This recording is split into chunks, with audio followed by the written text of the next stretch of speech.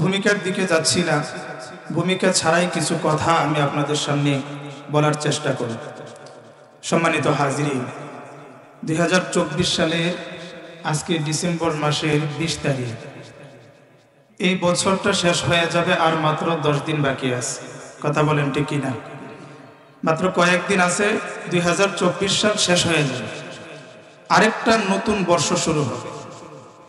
যেদিন এই বছরটা শেষ হয়, আরেকটা নতুন বছর শুরু হয়, ওই দিন আমরা একটা কাজ করে থাকি, যে কাজটা আসলে করা উচিত নয়। সেটা কি? সেটা হচ্ছে আমরা ওই দিনে হ্যাপি নিউ ইয়ার, নতুন বছরকে আমরা স্বাগতম জানাই। 31st নাইট, প্রথম রজনী, বর্ষের প্রথম রজনী আমরা পালন করি। একটা নতুন বর্ষকে আমরা স্বাগতম জানাই। কথা বলেন, জানাই কিনা? আমাদের যুবক ভাইরা বেশি এটার মধ্যে জড়িত।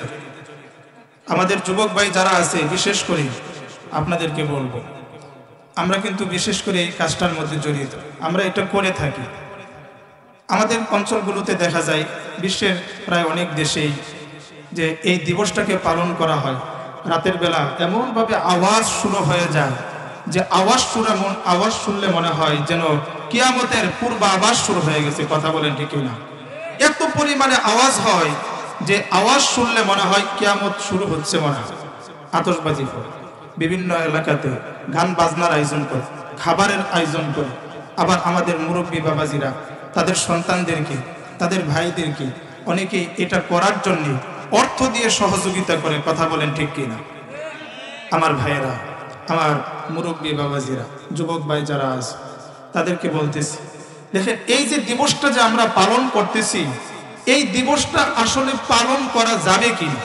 এই 31st নাইট পালন করা যাবে কিনা? হ্যাপি নিউ ইয়ার পালন করা যাবে কিনা? আমাদের বাঙালি, আমাদের বাংলা নববর্ষের যে আমরা পয়লা বৈশাখে পালন করি, শুভ নববর্ষ, এটা পালন করা যাবে কিনা? আর পালন করা না গেলে কেন যাবে না? আজকে এই বিষয়ে আমি আপনাদের সামনে অল্প সময় কিছু কথা বলার চেষ্টা করব।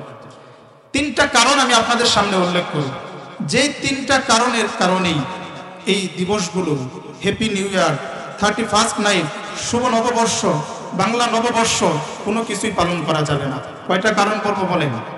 কয়টা কারণ? শেষে আমি একজনকে ধরবো, যদি কেউ বলতে পারে সংক্ষিপ্ত আকারে, তাকে পুরস্কৃত করা হবে। পারবেন তো ইনশাল্লাহ? শুনবেন তো মনোযোগ সহকারে ইনশাল্লাহ? শুনবেন ইনশাল্লাহ? মোহতারাম হাজিরিন, 3টা কারণের প্রথম কারণ, হ্যাপি নিউ ইয়ার বলেন, 31st নাইট বলেন, শুভ নববর্ষ বলেন, বাংলা নববর্ষ বলেন, যেটাই বলেন, একটাকে আমাদেরকে খাওয়ানো হচ্ছে happy new year 31st night নামে, আরেকটাকে খাওয়ানো হচ্ছে বাঙালি চেতনার নামে শুভ নববর্ষ। দুইটাই করা যাবে না। কেন করা যাবে না? এই কাজগুলোর মধ্যে শিরিক আছে। শিরিক, এই কাজগুলোর মধ্যে কি আছে বলেন? শিরিক আছে। শয়তান আমাকে আপনাকে যদি শিরিক করাইতে চায়, সরাসরি এখানে যদি মূর্তি স্থাপন করে আমাকে আপনাকে বলা হয় যে এই মূর্তির সামনে যাও, মূর্তির সামনে গিয়া মাথা নত করো, এই মূর্তির সামনে গিয়া মাথা নত করে মূর্তির কাছে কিছু চাও, আমি আপনি মুসলমান হিসাবে কখনোই এটা করব না যে মূর্তির সামনে গিয়ে মাথা নত করব, এরপরে এই মূর্তির কাছে কোনো কিছু চাবো, মূর্তির কাছে প্রার্থনা করব। আমি আপনি মুসলমান হিসাবে আমার আপনার পক্ষে এটা করা কখনোই সম্ভব না। কথা বলেন ঠিক কিনা? এজন্য শয়তান চিন্তা করলো কিভাবে তাকে দিয়ে মূর্তি পূজা করানো যায়, কিভাবে তাকে দিয়ে শিরিক করানো যায়। এই চিন্তা করে শয়তান এই জিনিসটাকে, যে জিনিসটার মধ্যে শিরিক আছে, এটাকে প্যাকেট পাল্টায়া, লেভেল পাল্টায়া এখন আপনার আমার সামনে এটাকে উপস্থাপন করেছে happy new year 31st night নামে। একটা নতুন বর্ষের আগমন, আরেকটা বর্ষ চলে গেছে, এটার নামে আপনার আমার সামনে উপস্থাপন করছে। আর বাঙালির চেতনার নামে শুভ নববর্ষ, বাংলা বর্ষ যেটা, এটাকে উপস্থাপন করছে। আমি আপনি তো শিরিক করব না, মূর্তির সামনে যাব না, কিন্তু এই শিরিকের কাজটা এখন আমি আপনি করতেছি, আমার মুরব্বী বাবাজিরাও করতেছে, যুবক ভাইয়েরা করতেছে, মুরব্বী বাবাজিরা তাদের সন্তানদেরকে এই কাজের মধ্যে সহযোগিতা করতেছে। কথা বলেন ঠিক কিনা? এটার মধ্যে শিরিক আছে। কিভাবে শিরিক, আমি এটাই আপনাদেরকে আজকে বোঝাবো।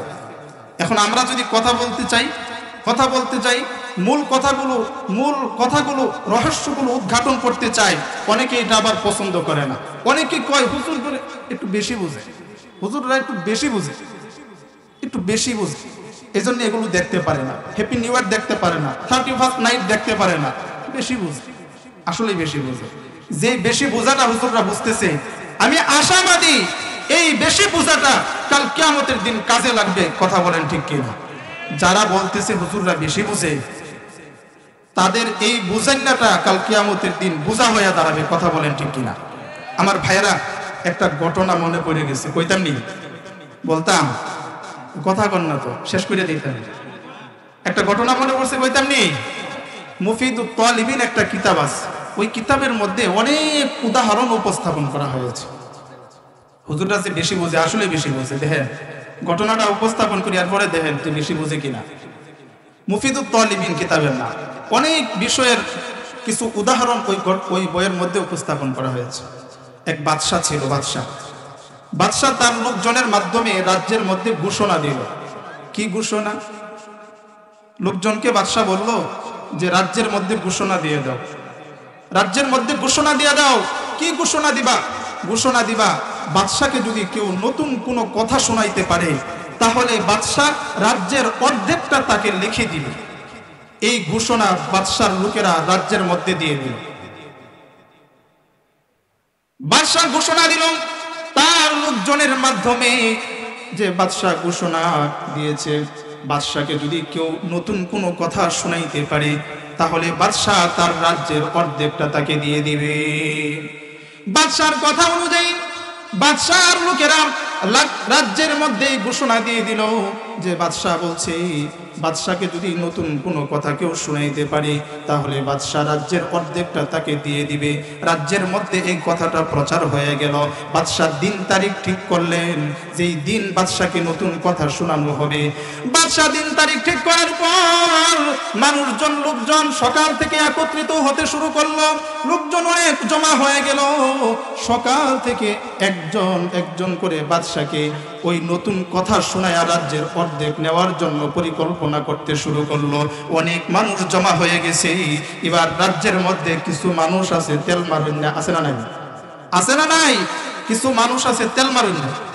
বাদশার এক উজির বাদশাকে গিয়ে বলে, বাদশা আপনি যে ঘোষণাটা দিয়েছেন ঘোষণাটা তুলে নিন।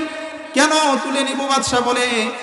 এরপরে উজির বলে, বাদশা এখানে তো অনেক মানুষ জমা হয়ে গেছে, যে কেউ না কেউ আপনাকে নতুন কথা শোনায়া আপনার রাজ্যের অর্ধেকটা নিয়ে নিবে। এবার বাদশা উজিরকে ডাক দিয়ে বলে, উজির তুমি এত মূর্খ, আমি এটা জানতাম না। তুমি এত বোকা, আমি এটা জানতাম না। উজির বলে, কেন বাদশা কি হয়েছে? এবার বাদশা বলে, উজির শোনো, যে যত কথাই বলুক না কেন, তার কথা শোনার পরে আমি বলবো এই কথাটা তো আমি আগেই শুনেছি, তাহলে নতুন কথা হবে না। আর যদি নতুন কথা না হয়, আমার রাজ্যের অর্ধেক